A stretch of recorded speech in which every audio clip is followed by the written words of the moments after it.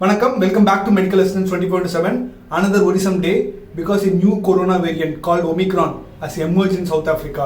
இதுதான் லாஸ்ட் 2 நாளா வந்து எல்லா நியூஸ் பேப்பர்ஸ்லயும் டிவிலயும் பார்த்துட்டு இருக்கோம். ஸோ இந்த வீடியோல what we are going to say is how dangerous is Omicron and why. What does the preliminary analysis with the available limited data says about Omicron? How different is Omicron when compared to Delta variant and Delta plus variant, which was responsible for the onset of second wave of corona in India? Is another global shutdown in pipeline? இப்போ இந்த vaccine எடுத்தவங்க single dose எடுத்தவங்களுக்கு இது எப்படி react பண்ணும், அதே மாதிரி ஃபுல்லாக 2 டோஸும் முடிச்சவங்களுக்கு இந்த வேக்சின் எப்படி ரியாக்ட் பண்ணும்? Is that any booster dose? இப்போ இந்த 2 டோஸ் எடுத்து முடிச்சவங்களும் ஏதாவது பூஸ்டர் டோஸ் போட்டால் இந்த வேக்சின் வந்து ப்ரிவென்ட் பண்ண முடியுமா? How many countries it is currently affected actually? Any unusual symptoms to identify through this COVID variant actually? இந்த COVID variant affect ஆனவங்க ஏதாவது புதுசாக சிம்டம்ஸ் வருதா அப்படின்றது தான் டீட்டெயிலாக இந்த வீடியோவில் பார்க்க போகிறோம். What the entire video. So how dangerous is Omicron அப்படின்னு பார்த்தீங்கன்னா, it is 6 times more transmissible than Delta variant அப்படின்னு சொல்கிறாங்க. இந்த delta variant and Delta plus variant தாங்க செகண்ட் வேவ் வரதுக்கு முக்கியமான காரணமாக இருந்தது. இந்த செகண்ட் வேவ்ல பார்த்தீங்கன்னா அன்லைக் த ஃபர்ஸ்ட் வேவ் நிறைய டெத்ஸ் இருந்தது, ஐசியூ அட்மிஷன்ஸ் இருந்தது, வார்டில் ஐசியூ நிறைய பேர் ட்ரான்ஸ்ஃபர் ஆனாங்க, டக்குன்னு சிக் ஆனாங்க, டக்குன்னு டெத் ஆனாங்க.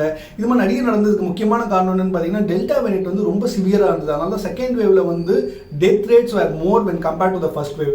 இந்த டெல்டா வேரியன்ட் கம்பேர் பண்ணும்போது இந்த ஒமிக்ரான்றது வந்து பார்த்தீங்கன்னா it is 6 times more transmissible அப்படின்னு சொல்லியிருக்காங்க. இந்த டெர்மினாலஜி என்ன பண்ணியிருக்காங்கன்னு பார்த்தீங்கன்னா B.1.1.529 அப்படின்னு டெர்மினாலஜி பண்ணியிருக்காங்க.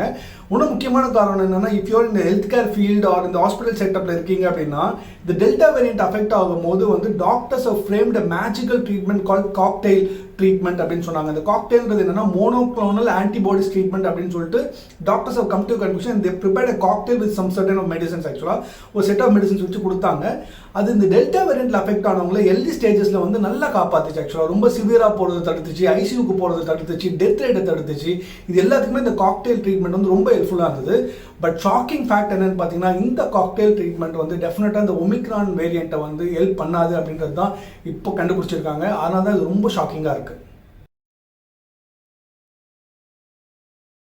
இது மாதிரி புதுசாக ஒரு வேரியன்ட் வருது, ஒரு மியூட்டேட் ஆகி ஒரு வேரியன்ட் வருதுன்னும் போது இந்த R வேல்யூ அப்படின்றத ஒன்று வச்சு தான் அதோட டிரான்ஸ்மிசிபிள் ஆர் ஸ்ப்ரெட்டிங் நேச்சரை வந்து கண்டுபிடிக்கிறாங்க. ஒமிக்ரானுக்கு வந்து இந்த பிரிலிமினரி அனாலிசிஸ் என்ன கண்டுபிடிச்சிருக்காங்கன்னா R வேல்யூ வந்து 2 இருக்குன்றாங்க. அதாவது ஒரு infected person can infect 2 more non infected peoples அப்படின்றது தான் இதோட கன்க்ளூஷன் ஆக்சுவலாக. So it is 6 times more transmissible than Delta variant. அதனால புரிஞ்சுக்கணும்.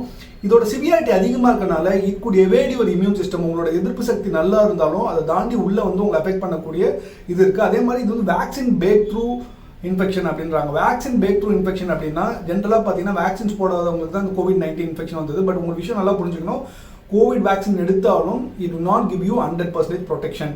ஸோ இந்த வேரியண்ட்டோட பார்வையில் வேக்சின் போட்டவங்களும் வேக்சின் போடாதவங்களும் ஒரே மாதிரி தான் இருப்பாங்க. அது நல்லா புரிஞ்சுக்கணும். அதே மாதிரி கொரோனா வந்துட்டு போனவங்களுக்கு வந்து இந்த நேச்சுரல் ஆன்டிபாடிஸ் டெவலப் ஆயிருக்கும். ஸோ நான் வந்து சேஃபாக டாக்டர் அப்படின்னு கேட்டிங்கன்னா அது கிடையாது.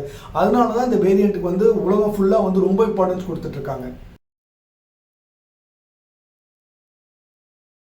ஷாக்கிங் ஃபேக்டர் என்னன்னு பார்த்தீங்கன்னா, omicron has got 32 spike mutations அப்படின்றாங்க. அந்த உருமாறுதல் மியூட்டேஷன்றது இந்த உருமாறுதல், அந்த உருமாறுதல் பார்த்தீங்கன்னா 38 ஸ்பைக் மியூட்டேஷன்ஸ் நடக்குதுன்றாங்க, which is twice the level of Delta variant அப்படின்றாங்க. அதனால தான் வந்து இது ரொம்ப சிவியர் அப்படின்னு சொல்றாங்க. இன்னொரு முக்கியமான விஷயம் வந்து நம்ம RT-PCR டெஸ்ட் எடுக்கும்போது இந்த ஸ்பைக் மியூட்டேஷன்ஸ் இருந்தது அப்படின்னா அது டிடெக்ட் ஆகாமல் போகிறதுக்கு நிறைய வாய்ப்புகள் இருக்கு. RT-PCRலையுமே டிடெக்ட் ஆகாமல் போகிறதுக்கு நிறைய வாய்ப்புகள் இருக்கு. அதனால தான் இப்போ வந்து நிறைய கண்ட்ரிஸ் வந்து ஏர் டிராவல் வந்து பேன் பண்ணிட்டு இருக்காங்க, எக்ஸ்பெஷலி ஃப்ரம் சவுத் ஆஃப்ரிக்காலேருந்து. அண்ட் ஸ்டேட்ஸ்லேயே பார்த்தீங்கன்னா குஜராத், மத்திய பிரதேஷ், டெல்லி எங்கெங்கெல்லாம் வந்து ரொம்ப அதிகமாச்சு, இன்க்ளூடிங் தமிழ்நாடு பயங்கரமாக இப்போ கண்ட்ரோல் போட்டுருக்காங்க. இப்போ ஏர்போர்ட்டில் பார்த்தீங்கன்னா ஹெல்த் அஃபீஷியல்ஸ் இருக்காங்க, RT-PCR டெஸ்ட் எடுத்துட்டு தான் உள்ள அனுப்புறாங்க. அதே மாதிரி இந்த மாதிரி சவுத் ஆஃப்ரிக்கா அது மாதிரி சஸ்பெக்டட் நேஷன்ஸ்லேருந்து உள்ள வரவங்களை வந்து they are asked to undergo a proper quarantine period. Quarantine முடிச்சதுக்கு அப்புறம் தான் they are allowed to mix with the normal crowd actually. Health secretaries including our health secretary mister Radhakrishnan என்ன சொல்லியிருக்காரு அப்படின்னு பார்த்தீங்கன்னா, he has instructed all the hospitals to be emergency ready. வந்து last time ஆன மாதிரி ஒரு கிரைசிஸ் வராமல் இருக்கிறதுனால பெட்ஸ் எல்லாம் அவைலபிளாக இருக்க மாதிரி பார்த்துக்க சொல்லிட்டு ஆல்ரெடி இன்ஃபர்மேஷன் எல்லா ஹாஸ்பிட்டல்ஸ்க்கும் வந்துருச்சு. ஸோ இந்த மொமெண்ட்ல ஒரே ஒரு பாசிட்டிவ் பாயிண்ட் என்னன்னா, வேக்சினேஷன் ட்ரைவ் வந்து ரொம்ப ஃபாஸ்ட்டாக பண்ணதுனால தமிழ்நாடுல ஆல்மோஸ்ட் வேக்சினேஷன் நிறைய பண்ணியிருக்காங்க. ஸோ அது வந்து ரொம்ப முக்கியமான ஒரு பாசிட்டிவான sign. countries it has been positively detected அப்படின்னும் போது இப்போ இந்த நீங்கள் வீடியோ பார்த்துட்டு இருக்கும்போது ஆல்ரெடி வந்து UK, US, பெல்ஜியம், ஜெர்மனி இங்கே எல்லா இடத்துலையுமே இருந்திருக்கு. இப்போ ஒரு 30 மினிட்ஸ்க்கு முன்னாடி சிங்கப்பூர், ஹாங்காங் அண்ட் ஈராக்கில் வந்து டிடெக்ட் பண்ணியிருக்காங்க. All this spread is associated with air travel. அதனால தான் வந்து கவர்மெண்ட்ஸும் கண்ட்ரீஸும் வந்து தே ஆர் பேனிங் திஸ் ட்ராவல், ஆக்சுவலாக ஏர் ட்ராவல் எஸ்பெஷலி இந்த கண்ட்ரீஸ்லேருந்தெல்லாம் வரதை வந்து கம்ப்ளீட்டாக அவாய்ட் பண்ணிட்டு இருக்காங்க. அடுத்த இம்பார்ட்டன்ட் கொஸ்டின் என்னன்னு பார்த்தீங்கன்னா, is Dhar any booster dose for this new strain? ஆக்சுவலாக அது வந்து நிறைய பேர் கேட்குறாங்க. ஏன்னா எஸ்பெஷலி சீனியர் சிட்டிசன்ஸ், பிபி இருக்கவங்க, இல்லை ஹார்ட் ஆப்ரேஷன் பண்ணவங்க, இந்த vulnerable peoples, immuno compromise peoples, இவங்க எல்லாருமே கேட்குறாங்க இன்னொரு பூஸ்டர் டோஸ் போட்டால் இந்த வேரியன்ட் கிட்ட வந்து நம்மளுக்கு ஒரு ப்ரொடெக்ஷன் கிடைக்குமா அப்படின்ட்டு. That's a very important question. ஆக்சுவலாக we can expect an announcement from the government actually in another 15 days to 30 days for a booster dose, even if you are doubly vaccinated. ரெண்டு vaccine எடுத்துருந்தாலும் ஒரு considerable time போயிருக்கு, ஒரு 6 months to 1 year ஆயிருக்கு நீங்கள் already second dose போட்டு அப்படின்னும் போது டெஃபினட்டாக ஒரு பூஸ்டர் டோஸ் வந்து உங்களோட இம்யூன் ரெஸ்பான்ஸை இன்க்ரீஸ் பண்ணும் அப்படின்றது வந்து டெஃபினட்டாக டவுட்டே கிடையாது. So we can expect an announcement from Government of India, especially for healthcare workers and highly vulnerable peoples or immunocompromised people or elderly populationக்கு டெஃபினட்டாக வந்து ஒரு பூஸ்டர் டோஸ் போட வேண்டிய வாய்ப்புகள் இருக்கலாம். இன்னொரு 10 to 15 நாளில் நமக்கு அந்த இன்ஃபர்மேஷன் கவர்மெண்ட் கிட்ட கண்டிப்பாக வரதுக்கு வாய்ப்புகள் நிறைய இருக்குது. முக்கியமான கன்ஃபியூஷன் வந்து டாக்டர் இந்த வேரியண்ட்டுக்கு அகேன்ஸ்டா கோவிஷீல்டு நல்லா ஆக்ட் பண்ணுதா, கோவேக்சின் நல்லா ஆக்ட் பண்ணுதா? ஏன்னா சில பேர் வந்து கோவிஷீல்டு எடுத்திருக்காங்க, சில பேர் கோவேக்சின் 2 டோஸ் எடுத்திருக்காங்க. இல்லை மிக்ஸ் அண்ட் மேட்ச் எடுத்தா பெட்டரா இருக்குமா? இல்லை இந்த பூஸ்டர் டோஸ் வந்து நான் கோவிஷீல்டு எடுத்திருக்கேன்னா என்ன பூஸ்டர் டோஸ் கொடுப்பாங்க, இல்லை நான் 2 டோஸ் கோவேக்சின் இருக்கேன்னா என்ன பூஸ்டர் டோஸ் கொடுப்பாங்க அப்படின்ற கன்ஃபியூஷன்ஸ் இருக்கு.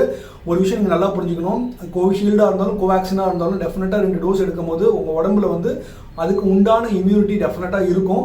பட் அது எந்த லெவலில் இருக்குது அப்படின்றத பொறுத்து தான் இந்த பூஸ்டர் டோஸ் அமையும். நீங்கள் வந்து எடுத்து ஒரு வருஷம் ஆயிடுச்சு, இல்லை 8 மாதம் 9 மாதம் ஆயிடுச்சுன்னும் போது இந்த பூஸ்டர் டோஸ் போடும்போது அது என்ஹான்ஸ் பண்ணிவிடும் ஆக்சுவலாக. So there is no confusion whether நீங்கள் கோவிஷீல்டு எடுத்திருந்தாலும் கோவேக்சின் எடுத்திருந்தாலும் இந்த பூஸ்டர் டோஸ் ரெண்டுத்துக்கும் கம்பேட்டபிளாக இருக்கிற மாதிரி தான் கவர்மெண்ட்டில் அனௌன்ஸ் பண்ணுவாங்க.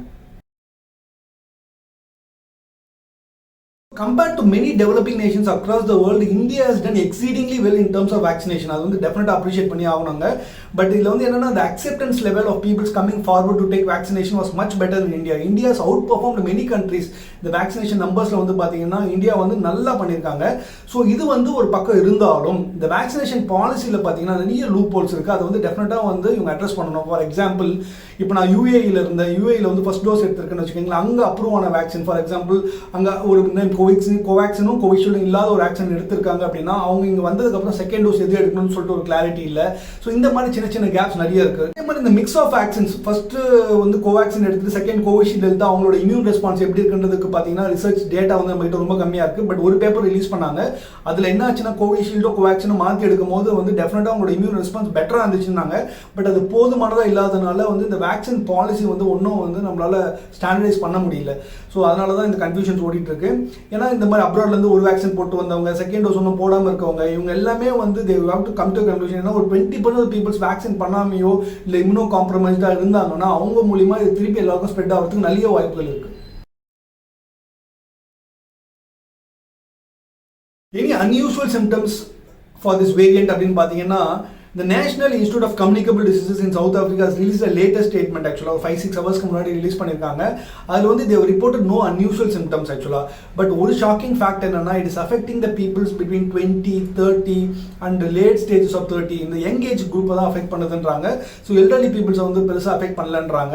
இன்னொரு 2 சிம்டம்ஸ் முக்கியமாக அவங்க சொல்றது வந்து வீக்னஸ் அண்ட் மசில் பெயின் ஆக்சுவலாக. இது 2 வந்து டெஃபினட்டாக ஒமிக்ரானில் இருக்க அஃபெக்ட் ஆகிருக்க எல்லா பேஷண்ட்ஸுமே இதை ஃபீல் பண்ணுறாங்க அப்படின்றத வந்து South African national institute of communicable diseases reveal பண்ணியிருக்காங்க. ஏன்னா இது நம்ம ரிசர்ச் பண்ணி பார்க்குற அளவுக்கு வந்து ஒரு பெரிய டேட்டா நம்ம கிட்ட இல்லை. 100 ஜீனோமிக் ஸ்டடிஸ் தான் இப்போ அவைலபிளாக இருக்குது சவுத் ஆஃப்ரிக்காவில். இதை வச்சு நம்ம கன்க்ளூஷனுக்கும் வர முடியாது.